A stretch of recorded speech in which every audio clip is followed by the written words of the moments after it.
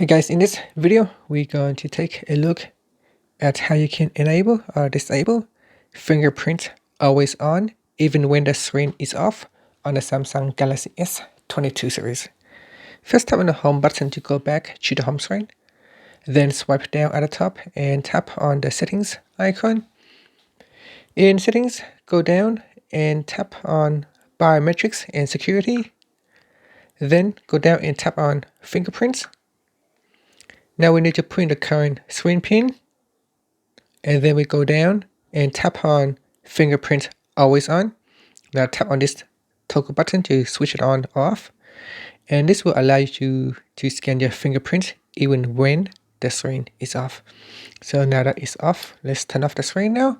If I put my fingerprint on, this should allow me to unlock the screen even when the screen is off, as you can see right here.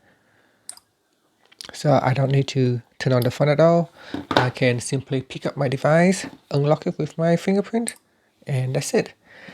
Thank you for watching this video. Please subscribe to my channel for more videos.